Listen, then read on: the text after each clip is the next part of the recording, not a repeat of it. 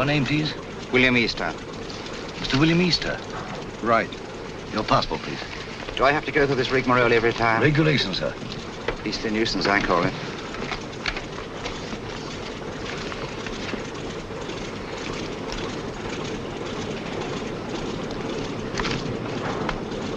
You'll receive your American visa in Lisbon. Will there be time? Definitely. We seem to have cut our time pretty close, Sir Henry. Have you a word, Sir Henry? Do you wish to make any comments, sir? Sir Henry, what is your destination, New York or Washington? I'm sorry, I have nothing to say. Sir Henry Marchmont, official business. Oh, Sir Henry Marchmont. Sir Henry, Joe? Good luck, Sir Henry. Thanks, I may need it. Shall I take your case, sir? Definitely not. Sir Henry, if you don't mind. I see. You think the old boy carried the fate of the Empire in that little black case? Perhaps he does. Time's up, boys. Roll it away. Lively now. Hey, just a moment. You're shy of one passenger. Hold on. Wait a bit. Wait, I say. I've got passage. Yes, all right. Your name, sir? Grayson's the name. John Grayson, senior clerk, Paolo Nash and Paolo, solicitors, Chancery Lane. You've got it all there. Everything quite regular. Sorry to delay you. Missed the bus. Had to take a taxi. Fearful nuisance. Yes, sir. Hop aboard, will you? We're late now. Thanks. Thanks awfully. Sorry to delay. Thanks awfully. Right-ho, boys. Roll it away. Excuse me, sir. Awfully sorry. Quite all right. No sense of balance. None whatever. Thanks. Clumsy of me. No sense of balance. That's what it is. Effect of the inner ear, I fancy.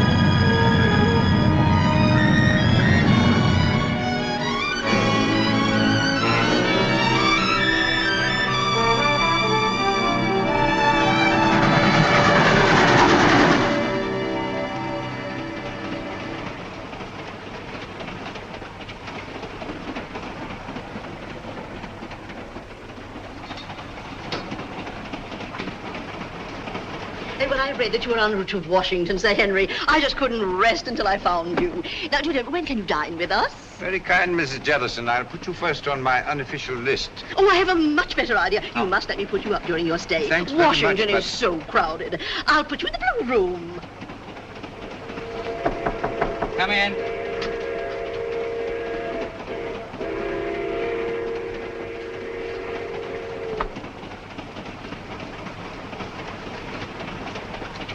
Thank you, sir.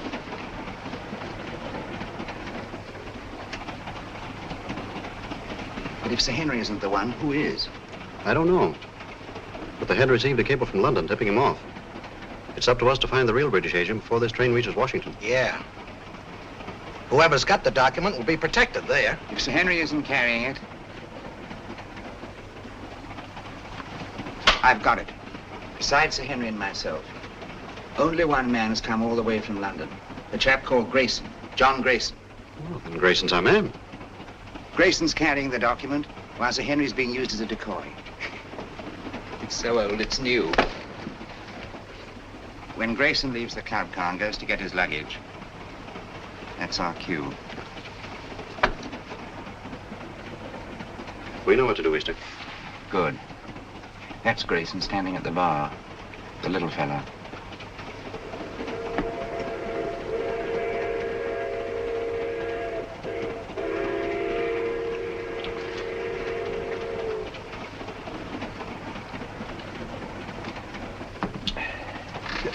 Excuse me, sir. Don't give it a thought, brother. I'm in politics. I'm used to hard knocks. I'm Henry Babcock, Senator Babcock. How do you do? John Grayson. Sit down, Grayson. Have a glass of grape juice from my home state. Used to know a man named Grayson. Mighty fine man. He was murdered. 2 grapes, George. On the fire, sir. This book has got me all confused. I do wish you'd set me straight on the international situation. Rather large order, I'm afraid. Oh, you're so right, Sir Henry. One must take the broader view, I always say.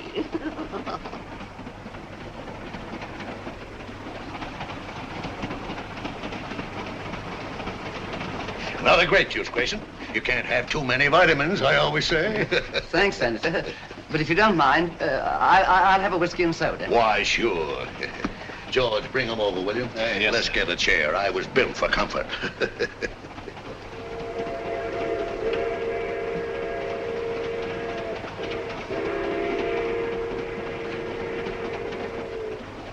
Jolly little beggars, what? Kept to myself as a lad, till Mother got a cat. Shh. Don't say C-A-T. Oh, sorry.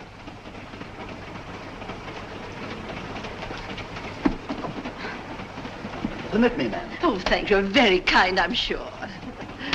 Pardon me, sir. Here we are. Porter. Yes, sir? Are we on time? Yes, sir. Be in Washington in 20 minutes.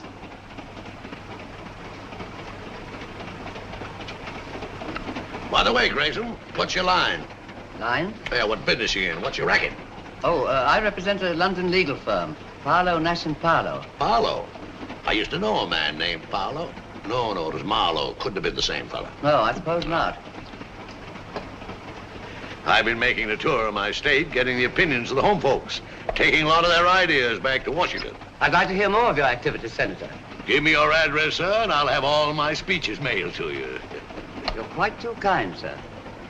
Sorry I have no card.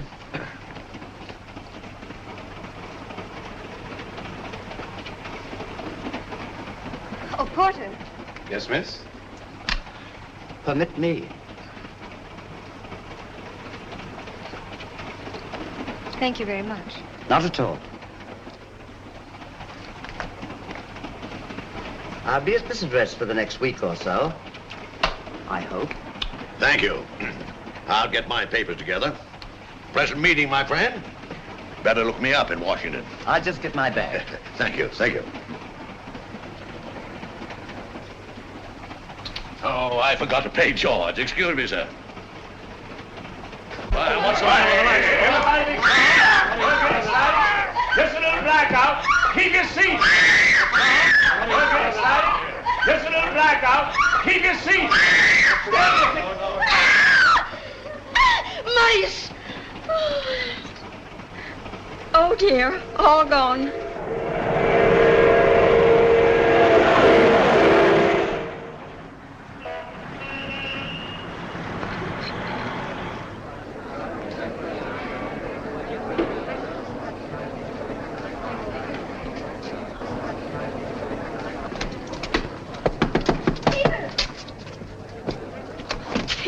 Nancy, darling. I didn't dream you'd be able to meet me. George. I got leave. Oh, darling, that's wonderful. Just 3 days. Oh, that's awful. We haven't a second to lose. First thing I did As I was saying, Sir Henry. was get this. Oh, this finger. Well, I haven't had much experience.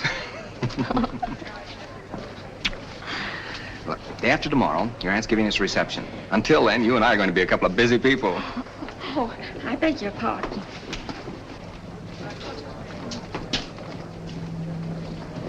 Goodbye. Who's your boyfriend? You needn't worry. He just lit a cigarette for me.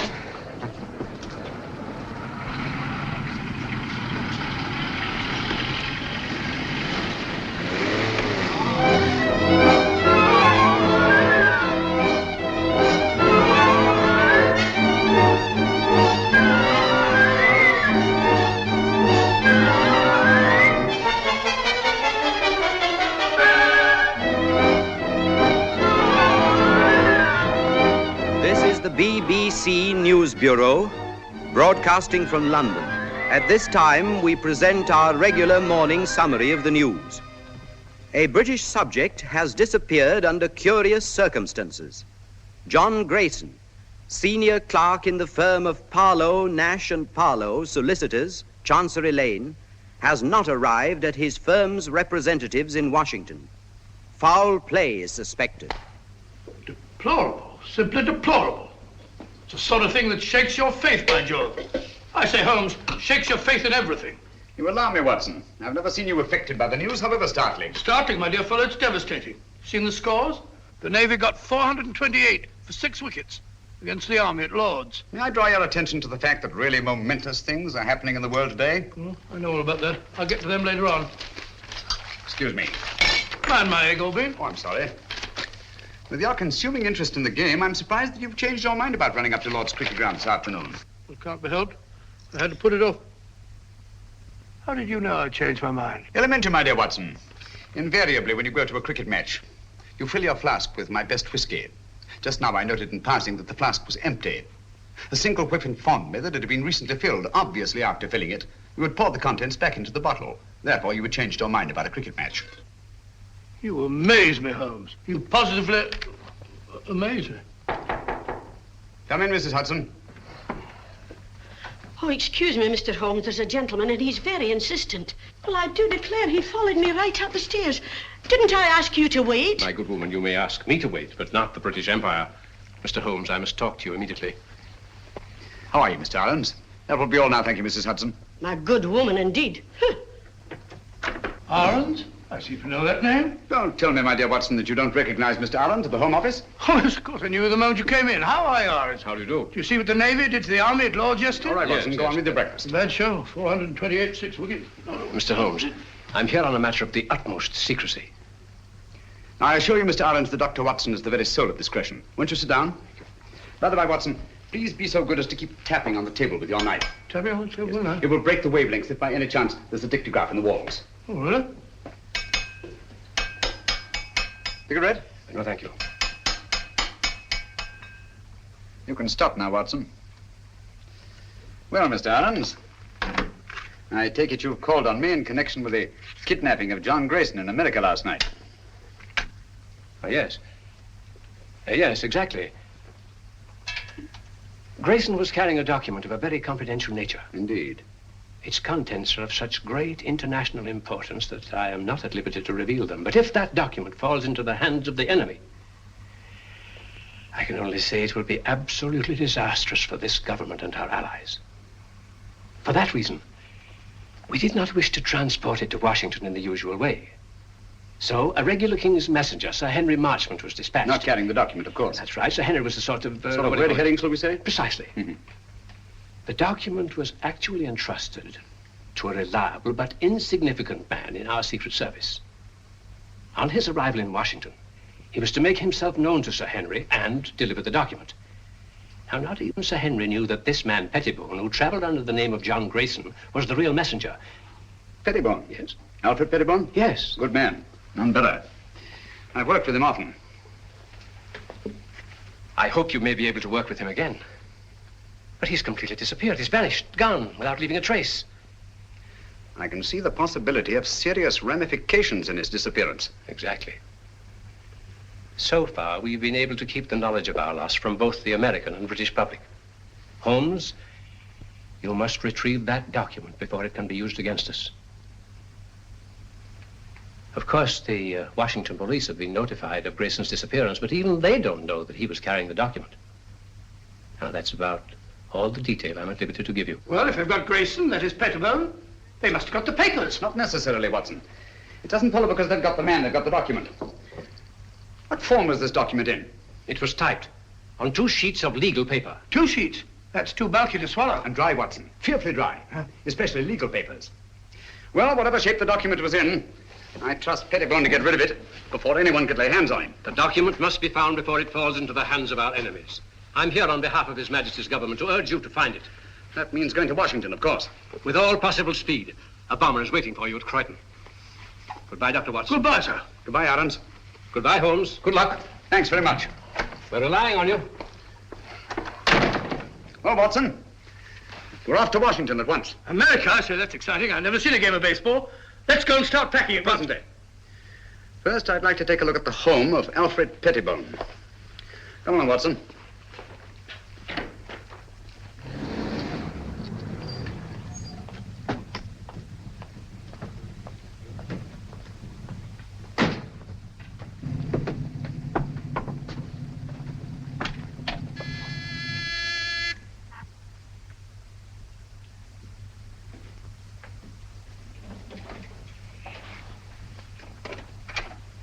Why, Dr. Watson, what a surprise.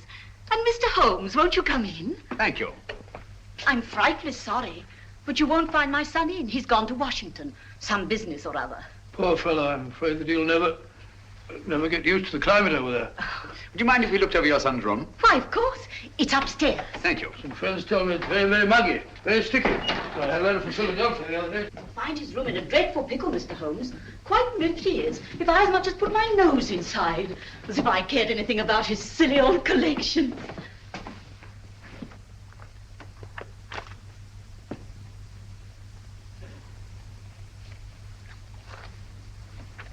This sort of Pettibone seems a curious sort of fellow. Sort of collector of collections. Postage stamps, military buttons, butterfly, bugs, snapshots. All sorts of rubbish. Yes, I shall write a monograph someday on the noxious habit of accumulating useless trivia.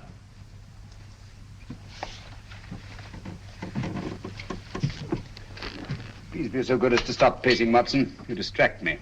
All right, all right.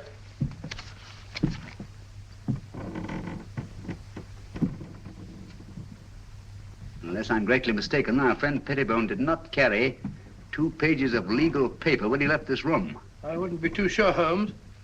Ashes are deceptive, you know. On the contrary, my dear Watson, the rag used in our official documents leaves an ash that is unmistakable. Oh, do stop pacing. I'm not pacing. I haven't moved an inch. I'm sorry, old fellow. My error. Must be Mrs. Pettibone. Heavy woman, light on her feet. Doesn't follow. Our friend seems to be quite a camera enthusiast. What's this? Cook F1.5. That's a very fast lens. F3.5. Summer. Copying setup.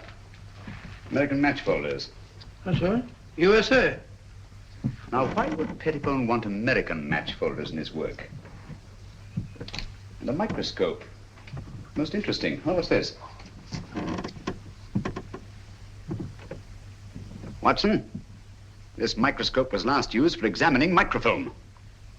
I'm beginning to see the pattern. Stop now. Did you know that the letters of our soldiers overseas are being photographed on microfilm so that one carrier pigeon can carry the equivalent of 18,000 letters? Oh, really? We had a carrier pigeon in the last war. Back in 1915, belonging to the Brigade Signal Corps. Did you? Yeah, the poor bird kept flying round and round in circles all day long. Found out later on that it was cross-eyed. Tragic thing. Huh? Perfectly true. Where are you going? Huh? Oh, dark room, huh? This is what I was looking for. Huh? This projector magnifies tremendously anything placed on the slide, like this piece of microfilm. Understand? I can't say I do exactly, no. Wait a minute. I'll show you what he's photographed.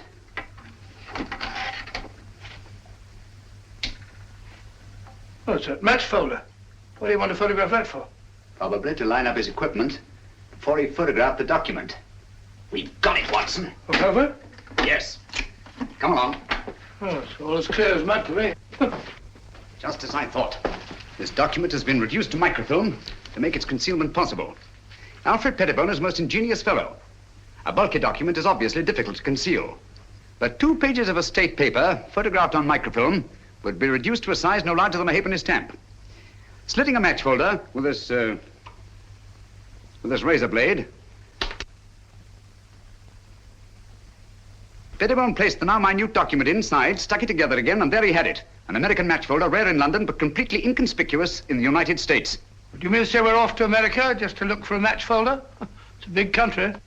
A big country, Watson. And a small match folder. Come along.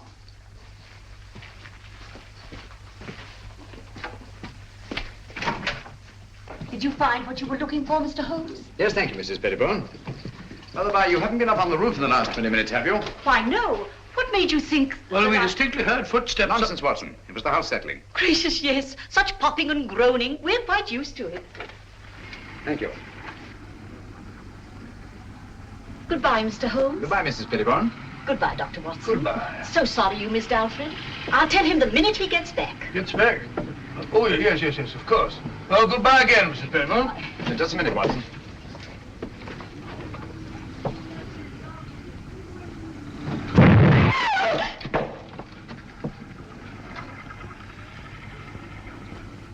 That was no accident, I assure you, Watson. Well, aren't you going to find out who did it?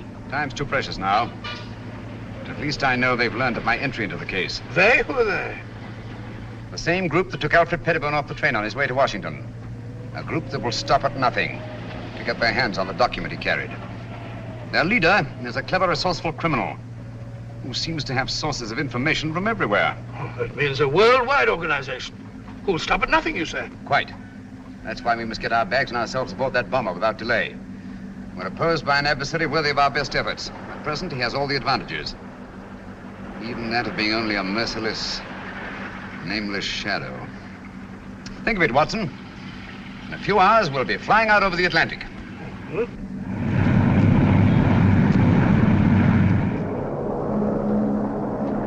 We're flying over New York, sir. New York, eh?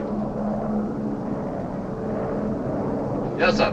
We've been cleared by radio. Non-stop, Washington.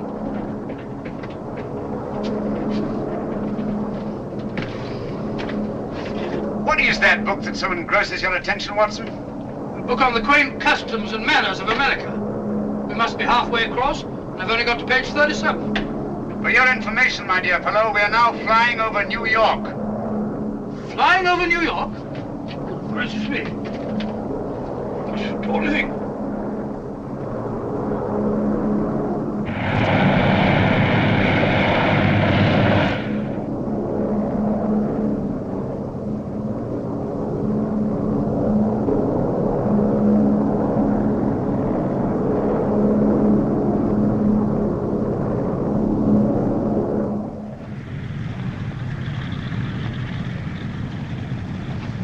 Mr. Carr, Mr. Holmes. You're being very helpful, Mr. Lang. Detective Lieutenant Grogan of the Washington Police.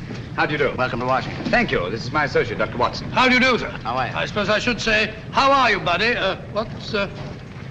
What's cooking? Oh, come along, Watson. Oh, it says it's in the book. What's cooking?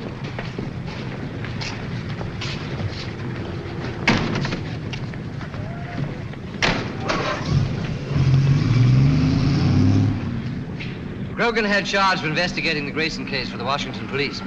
Any new developments, Grogan? None, Mr. Holmes. We're glad to let you have our complete file. And, of course, we'll cooperate in every way. Thank you. I shall appreciate your help. Especially as I'm unfamiliar with your country. Oh, yes, of course. This is your first visit. Oh, there's the Lincoln Memorial. Most impressive. Oh, by the by, Mr. Lang, thank you for your cablegram. I received it just before I left London. Cable? I sent no cable. About our reservations at the Hotel Metropole. Why, no. We thought you'd stay at the embassy, of course. Look at that. Well, since some strange person has taken such an extraordinary interest in my welfare, I think I shall stay at the Hotel Metropole. Oh, Mr. Holmes, there's the Washington Monument.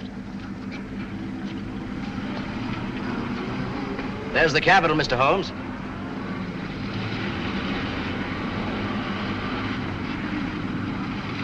Magnificent.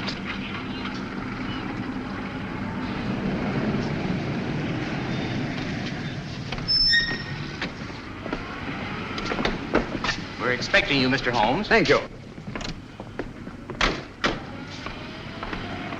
I questioned everybody known to have been in that club car, as a matter of course. Sir Henry Marchmont confirms that Grayson had contact only with the people on this list. Now, he had a drink with Senator Babcock, and he chatted with a Miss Pringle about some mice she had in the cage, and he picked up a book dropped by Mrs. Jellison. Not very much to go on. How many of these people have been attacked already? I've heard about your deductions, Mr. Holmes. Well, Senator Babcock was held up on his way from the station, with nothing taken. And Mrs. Jellison's home was ransacked that night. And she found the book that she carried from the train literally torn to bits. That's right. Miss Pringle? Well, Miss Pringle says someone released the mice from the cage during the night sometime, and she found the cage torn apart. What happened to the mice, I wonder? An intriguing line of thought, Watson, but not essential to the case. Mm-hmm. Apparently, Grogan, they're still looking for the document. I'd very much like to have a look at that club car. Well, that'll be easy. I have the car held in a siding in the railroad yards. Good. But we've searched the car thoroughly, Mr. Holmes. We couldn't find a thing. Well...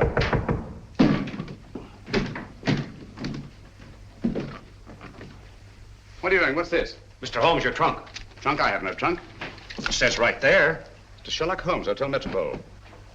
How was this trunk delivered? An expressman brought it, sir. What's the name of the company? Do you remember the license number? Naturally, I didn't notice that. I just signed for it. All right, thank you. That'll do.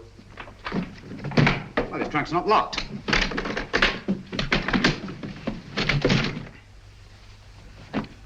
Great Scott. Poor chap. You recognize him, Mr. Holmes? Yes. Who was he? The man we're looking for, John Grayson. His real name is Alfred Pettibone. British Secret Service. Why should they send the body here? Obviously to frighten us. Or to tell us they know that Sherlock Holmes is on the case. Gentlemen, they knew we were on the case as early as their attempt on our lives in London. They're much too intelligent to believe that a corpse would frighten a trained detective. No, I rather think they intend this as a message.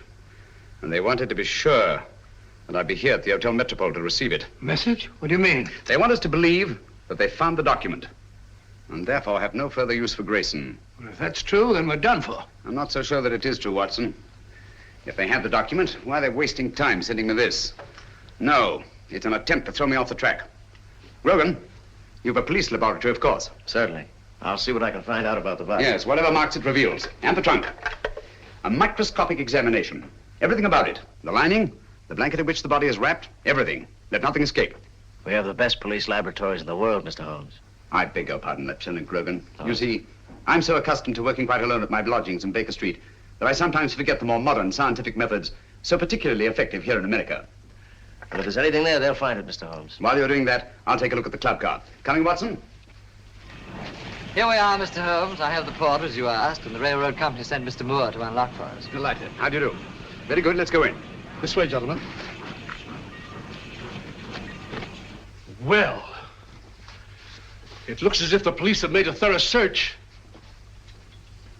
Whoever did it, it wasn't the police. There have been visitors here since our friend Grogan. My goodness, look at our car. Talk about a blitz. I say, Holmes, if Grayson hid anything in this car, it certainly isn't here now. Not necessarily, Watson. If you'll help me put this place in some kind of order. Yes, sir, boss. This would go about here, I imagine. That's it, boss. Yes, and, yes. Wait a minute. Oh, yeah, that's certainly more like it. Yes, sir. Thank you. That'll be all. Watson, will you be Mr. Grayson for the moment? Grayson? Oh, if you want me to, old man. What do you want me to do? You're having a drink at the bar. Oh, drink? Oh, that's not a bad idea. Drink at the bar. Bring me a whiskey and soda, will you, Stuart? Stuart? Sorry, Dr. Watson, but the bar's closed. Oh, it says the bar's closed. According to Grogan's reconstruction of the scene, let me see. Yes. Grayson pauses at the bar while Senator Babcock moves across and sits down here. Do you mind being Senator Babcock for the moment, Watson? Going up in the world. Sit down, please. Now, Miss Pringle is seated there. Over there, Watson.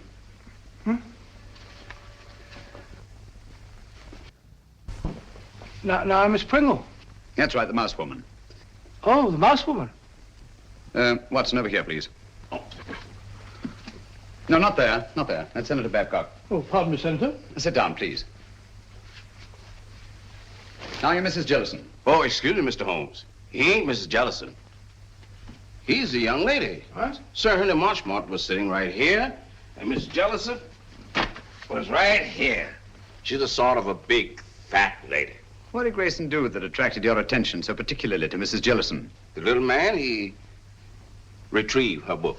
And the young lady sitting here, didn't she converse with the little man? No, sir.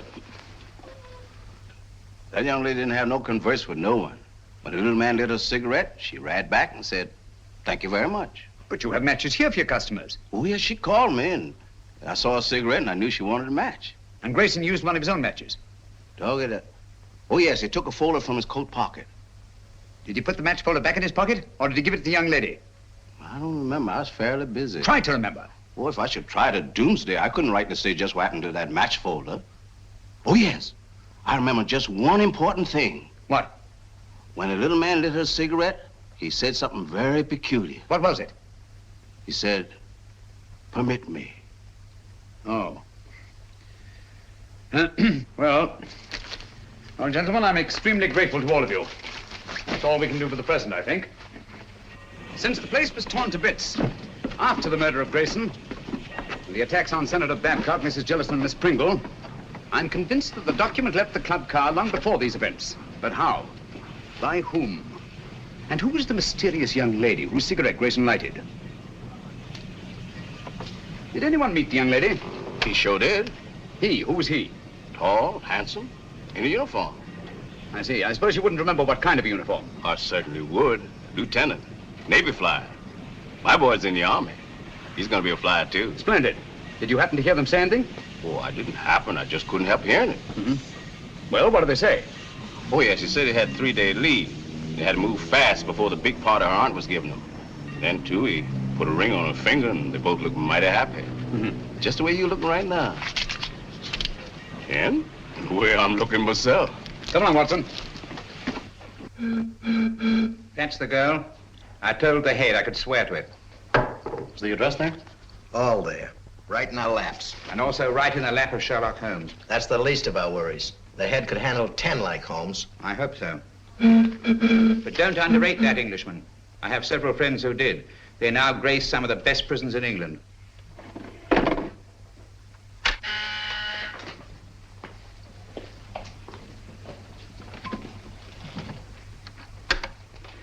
Yes, sir? I talked to the catering company. It's quite all right.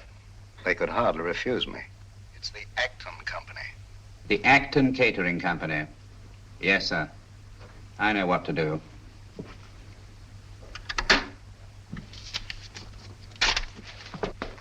Pop over there. You're going to work for the catering company. Right. When you get in the house, find out all you can. Cady. Yes? You ought to go as a guest. Will it be safe? It'll have to be. I'll try and get in the girls' room. Unless you hear from me, carry on as we planned. Flash Gordon. Seems a very capable fellow. Sports pages. These Brooklyn fellows seem to be arguing with the umpire. Story thing. What are you eating, Watson? Gum? Oh. Put it away. Hmm?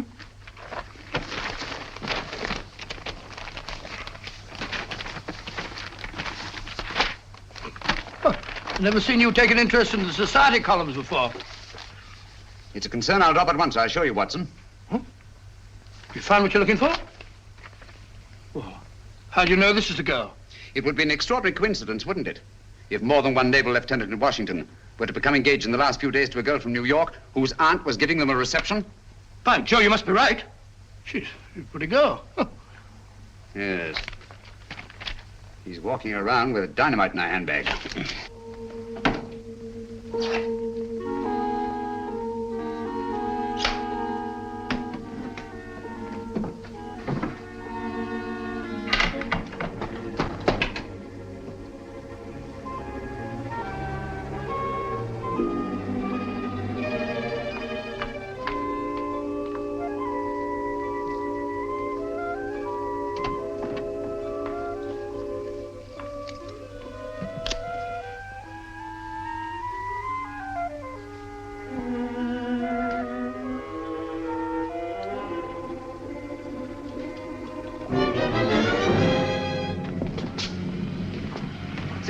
Wardlaw Place.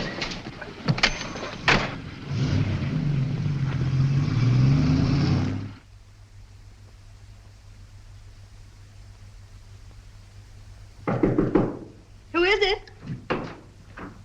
Me, Pete. You can't come up here. I did, though. One get you two. That party's gonna be awfully dull after this. Let's not go. Let's go away and get married. You've only got one more day. That's an idea. No, we can't do that to Annie. I'll tell you. Let's sneak a look at the new apartment. It was awful sweet of Auntie to give us the whole floor of this house for our apartment. The least we can do is let her have the fun of showing it to us. Okay. Let's face the party. I'll get my bag.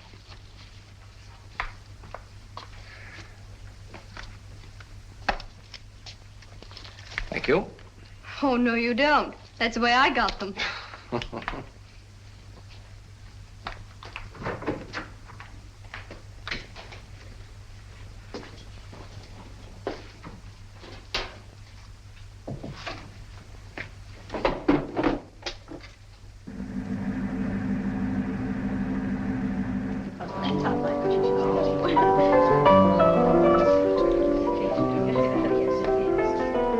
How do you do? So glad you could come. This is Mrs. Oh, dear, what is your name? Ruxton. Of course, I know it as well as my own. And this is Mrs. Vale. How do you do? Isn't it? Quite. Oh, of course. We love it. Not yet. That must be Lieutenant Merriam with Miss Partridge over there. Certainly glad to hear the news, Pete. Congratulations. Well, thank you, Major. Thank you. You're a lucky guy, Pete. I'll see you later. 3rd floor, 1st door. Right. I'll wait there. You bring him up. Thank you, sir. A toast to the happy couple. A toast. Very good. Happy landings. May I have one of those, certainly? Me too. Thank you. Hi, Jim. I know what I'm doing. Lieutenant Merriam? Telephone, sir. Navy Department calling. Oh, yes. Be right back. Lead on, Macduff. This way, sir. Matches? Match me, darling. Dig them up. Thank you. Sorry. Oh, Pete, hold it. You can keep them, Major. Oh, thank you.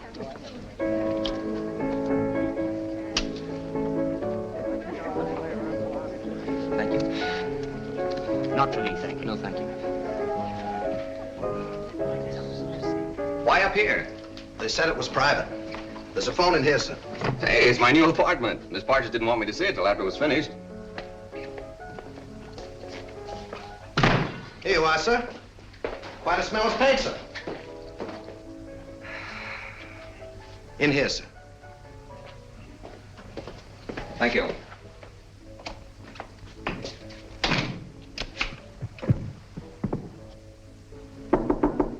Okay, now. We should get some action, Sir Henry, with Sherlock Holmes in Washington. Yes.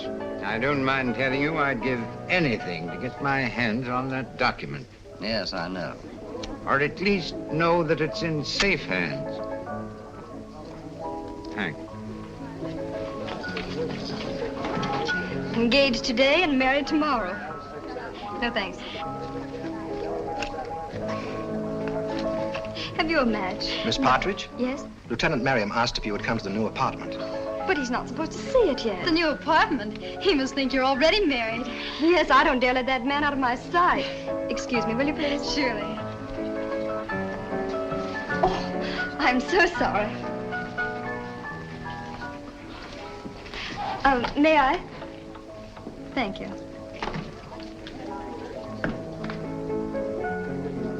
This way, please. Oh, I know the way, thank you.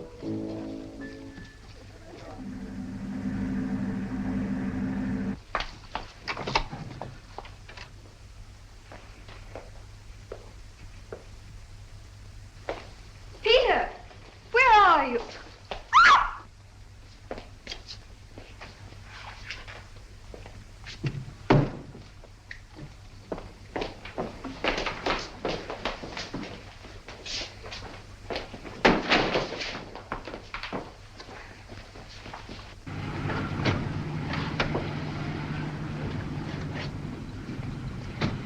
Well, here we are, Grogan. Good connection. We'd better go into the party. Well, I think you better go in first, Mr. Holmes. I'm not very good at this sort of thing. I think you do all right.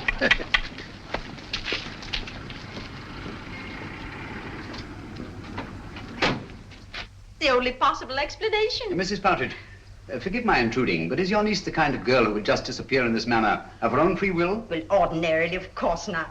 But the girl's in love. In love? Well, of course, if they're in love, that's... Even so, they'd naturally tell you of their destination. Really, I've no idea. Oh, but they'll be back here again tomorrow. You see, I prepared an apartment for them. An entire floor in this house. By the by, Mrs. Partridge, I gather the rug you ordered for the apartment was not entirely satisfactory. Oh, those tiresome workmen. I told them not to come in here this afternoon, but they did. And walked out with the rug, which they no doubt informed you had been sent by mistake and would be replaced tomorrow. Yes, but however did you know that? Show me the apartment. Yes, there were two rugs there. One for the living room and one for the dining room. All your workmen wear rubber-soled shoes, do they not? Oh, but yes, always. Their company requires them to. Nevertheless, there have been leather heels on this floor. And a woman's heels. Very recently, I should say. Not yours, Mrs. Partridge. But recently enough, so that no dust has had time to settle in the imprints. Stay over there, please.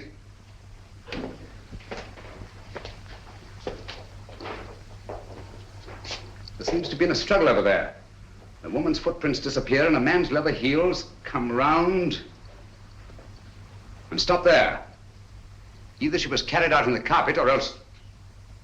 Where does that door lead to? Why, it's a dressing room. Perhaps an ordinary skeleton key. Try it. Watson, this is a matter for you, I'm afraid. Excuse me. Who is he? Is it Merriam? Peter! Take it easy, Mrs. Partridge. Let the doctor examine him. How is he, Watson? Nasty crack of the head. Nothing serious, thank heavens. Is there somewhere where you can lie down? Of course. Poor Peter. Take him to my room. Yes, son, put your arm around my neck. That's the old chap. Mr. Holmes, you must find Nancy. Quite. Poor Peter. That girl disappeared right from under our noses. It's unbelievable. I better try to trace that truck. That won't lead us anywhere. Our antagonist is too clever for that. But the girl must be found immediately. You're sure the police chemists found nothing definite in their examination of the trunk? Not one thing pertinent to the case. What about Grayson's body and the blanket it was wrapped in? Nothing. Every object connected with this case has some kind of story to tell. Do you think they'd mind if... The laboratory is completely at your disposal, Mr. Thank you. Dr. Watson and I will go there at once. Usual findings on the trunk, Mr. Holmes. Bought in Washington, been banged about a good deal. All labels removed. And the body? No marks of any kind. Very well. If you need me, call. Thank you.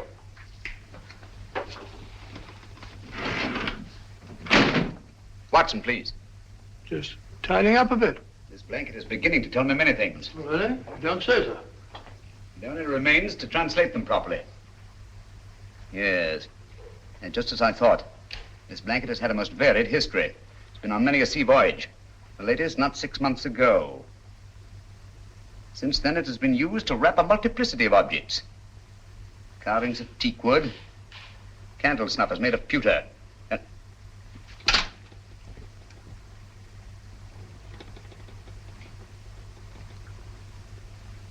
and furniture. Furniture?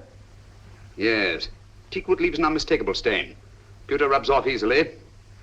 And there are evidences of wax drippings. But what particularly concerns us, Watson, is the furniture. Most likely a chair. Louis the 15th. In yellow and maroon satin. What do all these things suggest to you, Watson? Let me see. An aunt of mine, Matilda, lives in Brighton. Very old-fashioned. Very aged. Exactly. Antiques. We've a lot of ground to cover before nightfall. Ground? What ground? If necessary, all the antique shops in Washington. A-N-T-I. There we are, antiques. Antiques? What connection is there? Louis XV's chair with his Partridge girl? This sliver of wood came from a Louis XV chair that had once been wrapped in that blanket.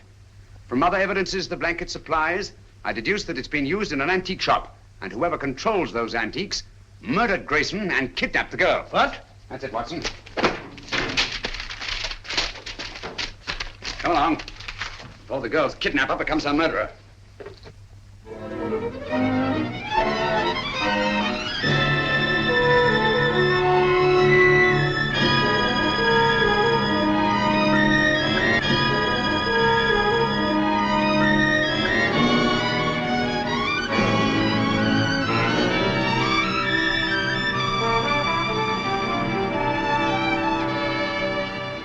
I'm fed up with all this shopping for antiques. We must keep searching, Watson. The girl's in grave danger. Hello. Hello? Oh, sorry. What is it, Holmes? This isn't the place it seems to be. Look, Watson. Those cabinets. Obviously imitation, and yet they're priced as if they were authentic. Buyer beware and all that, eh, Holmes? Watson, I feel certain this is it. This is my purse. May I? Thank you. What kind of a joke is this? Oh, don't bother to answer. You can tell the police all about it. And you shall, I promise you. But there are no police here. Haven't you noticed? We are quite alone. I sent for you to ask you a few questions. You always send a rug for your guests. It was a very nice rug, Miss Partridge. It's not my idea of a method of transportation. No, I'm sorry about that, but I'm afraid it was unavoidable. But why? You've no right to bring me here like this. I've always found it wise to take what rights I can get. Miss Partridge, you have a document which I must have. Document? I have no document. It won't do you any good to deny it. But I do deny it. I don't know what you're talking about. You'll remain a prisoner until you produce it. How can I produce it when I haven't got it? But you have. It was observed that on the train you had contact with a little British agent named Grayson. He gave you something. Where is it? But I hardly even noticed the man. I wouldn't even have remembered him if I hadn't seen his picture in the paper. He disappeared or something. He's dead, Miss Partridge. Oh. Now will you tell me what I want to know? But I can't. You won't? I can't, I tell you. Let me out of here. He gave me nothing. That's strange, because I know he spoke to you. There's something very curious about that door up there. To open it, you'll have to know the combination. But I tell you, I spoke to no one on that train. Now, didn't the little man try to be attentive to you? Oh, he may have offered the usual courtesies. I don't even remember. I see. I'm sorry. Aren't you spoke one of the years? Thank you. And you're quite sure he said nothing at all to you? Of course I'm sure. Permit me.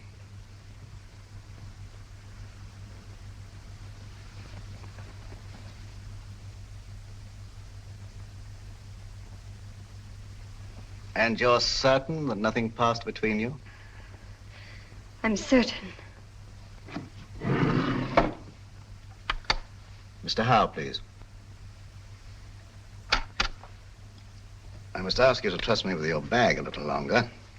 I have an eccentric interest in the linings of purses. It's a foible. You know Mr. Howe, I believe. Mr. Howe is a gentleman of unusual accomplishments. Under his influence, I've known people talk fluently who never talked before. But I don't know anything, I tell you. Nothing. Nothing, I swear it. I don't know anything.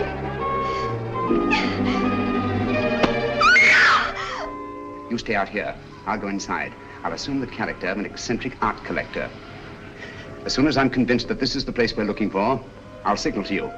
And you get Grogan and bring him here on a run. But don't lose any time. An extra second may cost a life.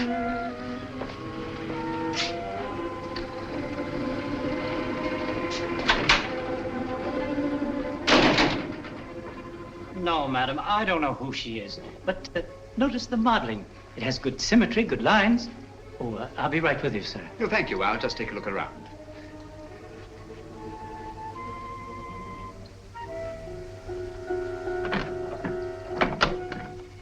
What an extraordinary cabinet. Spanish. Moorish influence. Imitation, of course. It is not an imitation, it's authentic. Oh, come now, my dear man. Ah, may I see some of these ceramics? Those aren't for sale. They're Ming vases mostly, and they haven't been marked yet. Well, that's really of very little consequence. You see, if they're genuine, I can tell to within a shilling what the international price might be. If you please, sir, there are other customers. Oh, yes, of course. Well, I'll just look around. Ah, what a very interesting collection of pewter.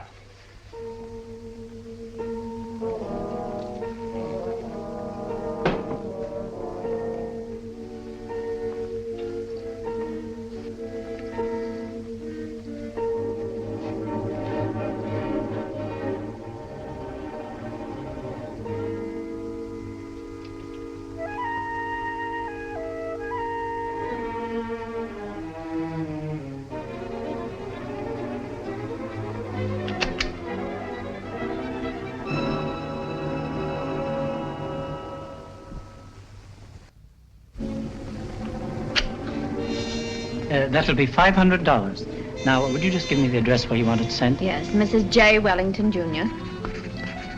2 Pound Circle.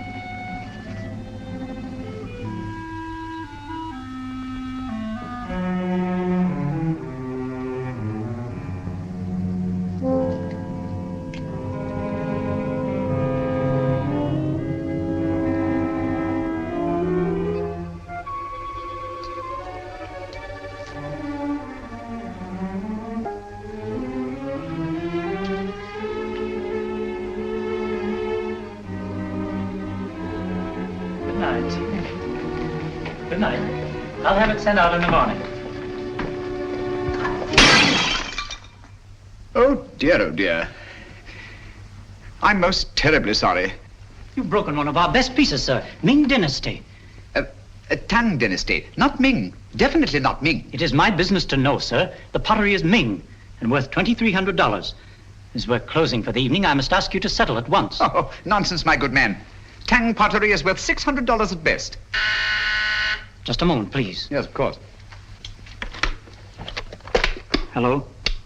What's going on up there? A customer dropped a valuable piece of pottery. I'll finish with him immediately. How can you say that it's Ming? 2,300 fiddlesticks. You asked $2,300 for something that's worth no more than $600. I demand to see the proprietor. Now, wait There a are minute, bureaus for the protection of innocent customers. Show me to the owner of this establishment, or I'll turn the entire affair over to my legal representative. Ming, indeed. Just a minute. What chicanery, what skullduggery. I mean to put an end to it this very night. Ming for Tang, indeed. And I won't be put off. Call the proprietor immediately. Very well. Just a minute. Yes? This man's mad. An eccentric collector. I can't get rid of him. Insists on seeing you in person. All right, stall him for half a minute, then send him into my office. I'll get rid of him and quickly. Oh, how? No screams till the customer's gone.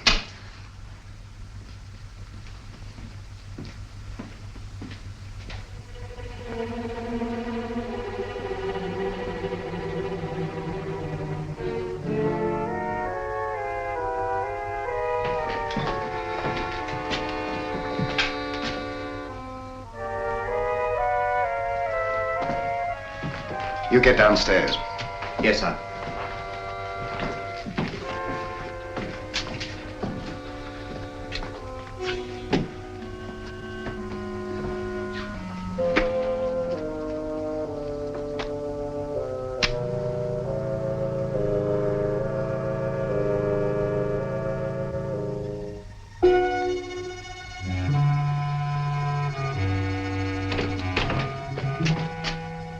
I'm most frightfully sorry. I'm most frightfully sorry about the vase, but really, sir, your clerk is guilty of attempting the most obvious fraud. You see, he tried to convince me that I'd broken a Ming pottery when anyone could see that it belonged to the Tang era. Its value is no more than $600. All right, you pay him the $600. We'll call the matter settled. Oh, thank you very much, sir. Thank you. I'll send you my check in the morning. I see you know the London value of these pieces. It's my business. Exactly. Yes, exactly. You know, I think you're just the man to help me find some furniture I'm anxious to get. I'm most frightfully bored with the usual conglomeration of pieces that we can pick up on the other side.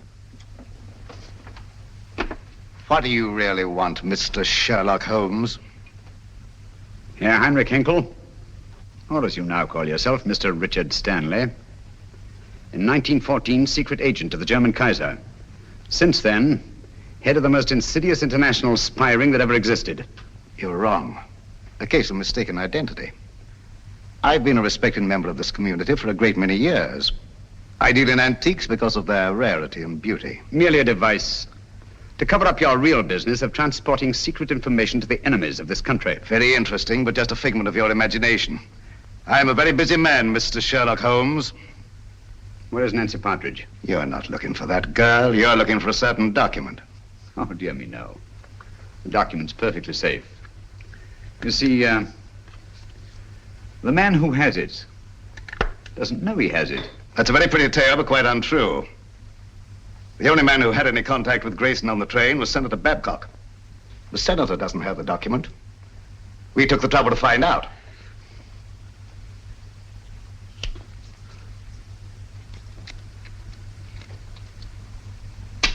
Permit me. Thank you. Perhaps you've been misled by the common notion regarding the shape and bulk of state papers. They might easily have been reduced to a convenient size, you know. Say, a document no larger than a postage stamp. Postage stamp, huh? That's a very interesting theory, but not supported by the facts. And quite beside the point. Where's the girl? She's not here, of course, but you're quite at liberty to look round if you care to. Thank you. I shall do so.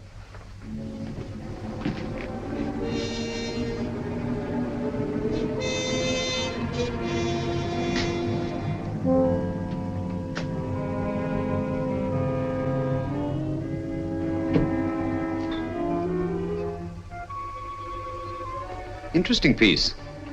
Spanish, isn't it? Moorish. Oh, my error. It's an amazing specimen. I assure you won't find what you're looking for there. You stimulate my curiosity.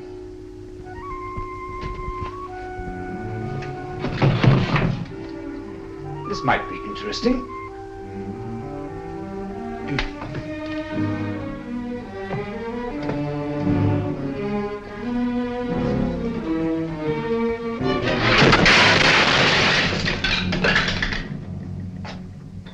The Moors were an incredibly inventive people, weren't they? Yes, it was in shocking condition when I got hold of it. But I had it restored. Very lively now, but old-fashioned. If that's the best you can do, Mr. Stanley, I think I may safely examine the rest of the room. Now, help yourself. Thank you. Take your hand away from that drawer. Mr. Holmes, you didn't think I was going to draw a weapon. I never touched the things. How odd to find you squeamish.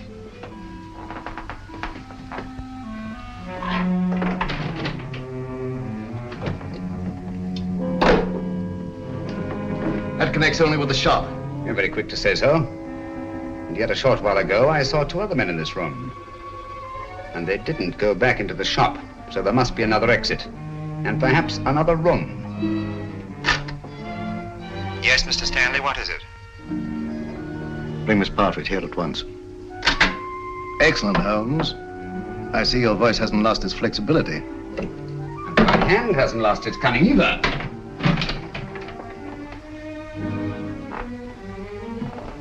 When they come here, tell them to leave the girl with you and to clear out.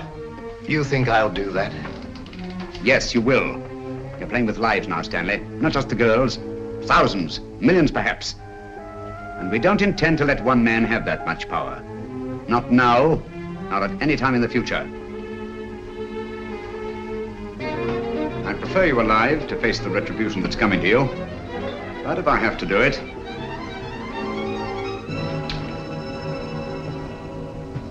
All right, Mr. Holmes.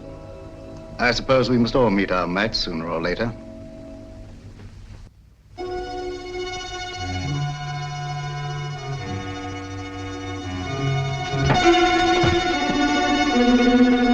That's enough, boys. Take your hands off him. Well, Mr. Holmes?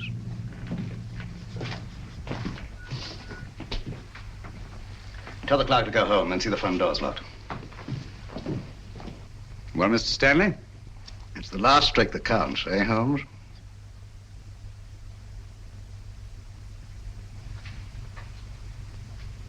I'll remind you of that later.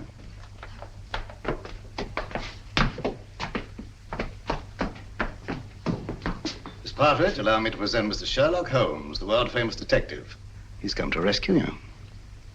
I don't believe you. Oddly enough, he's telling the truth. My name is Sherlock Holmes, and I did come here to help you. But I seem rather to have missed it. I'm sorry. I'm afraid you've had a bad time. Oh, that doesn't matter. It's Peter. They say they'll do something to him if I don't tell them. They say they've got him. Cheer up. He's quite safe. A tough customer like Peter isn't disabled very long by a clout on the head. He's all right. All okay, Mr. Stanley? Look here, Stanley. This girl knows nothing. I promise she won't even identify you. Well, unfortunately, she knows enough to hang us. So do you. I'm surprised at you walking into a trap like this, but you see the position I'm in and what has to be done. Cady, Howe.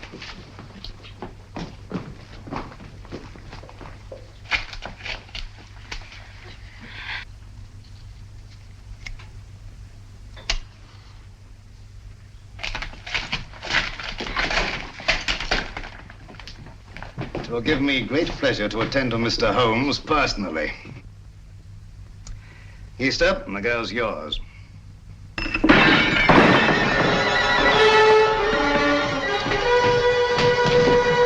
It's the police! Open up, that's the police.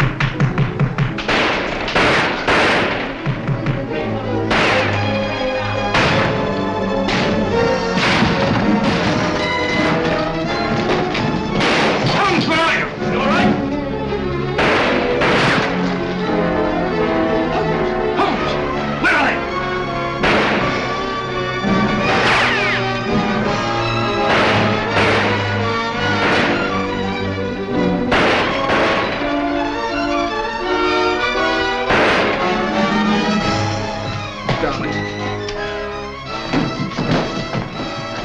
Thank heavens you're safe.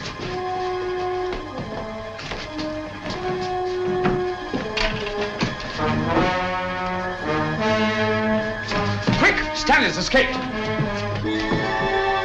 All right, boys, bring them along. Come on, Lieutenant. Let's go, sir. Send it off this building, double quick.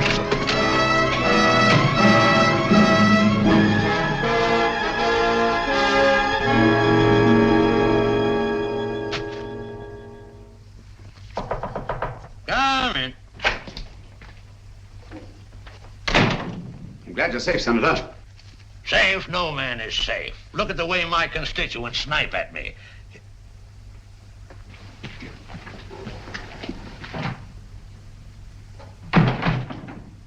I don't recall seeing your face before, stranger. I don't think we've met. Well, that explains it. My name is Sherlock Holmes. Glad to know you, Holmes. What's on your mind? Senator Babcock, I'm here to inform you of great peril to your life. Richard Stanley, a dangerous criminal, is now on his way here. Richard Stanley? Why, he's the most respectable citizen of Washington, has been for years. What could Stanley possibly want from me? A document. From under the stamps of a letter given to you by a chap named Grayson. Grayson? Grayson? Used to know a man. Grayson? Why, that's the fellow disappeared. Say, I got that envelope right here in my wallet. Now, what does Stanley think could be under these stamps? A secret document of grave import.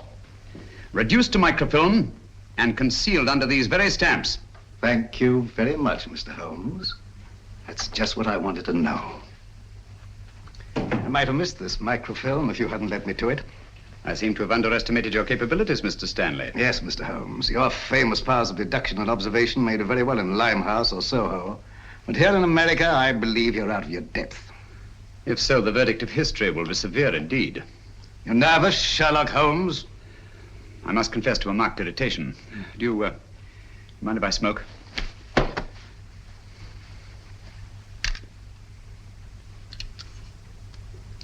Thank you. The whole course of the world might be changed by your acquisition of the microfilm. Oh, it will be, and for the better. Have you a match? You can keep those. Thank you. And now, if you'll pardon me, Mr. Holmes. Why don't you do something, Holmes, if that thing's so all-fired important? The English senator. Cricket, old boy, always cool in the crisis. The last trick, eh, Holmes? Yes, the last trick. Say, you're a smart fellow, Holmes. Here's the microfilm, Holmes. Thank you, Senator.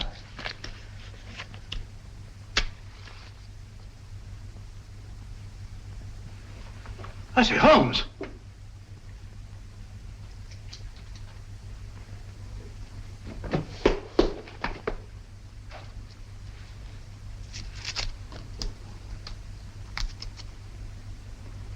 This is the microfilm with the document on it. It'll be in the proper hands within the hour. As I told you, Mr. Stanley, the man who had it didn't know he had it. Come on, let's go.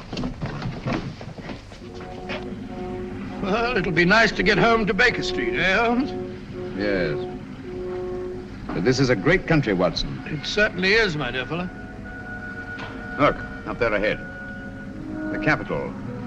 The very heart of this democracy. Democracy. The only hope for the future, eh, Holmes? It's not given to us to peer into the mysteries of the future. But in the days to come, the British and American people will, for their own safety and for the good of all, walk together in majesty, in justice, and in peace. That's magnificent. I quite agree with you. Not with me, with Mr. Winston Churchill. I was quoting from the speech he made not so long ago, in that very building.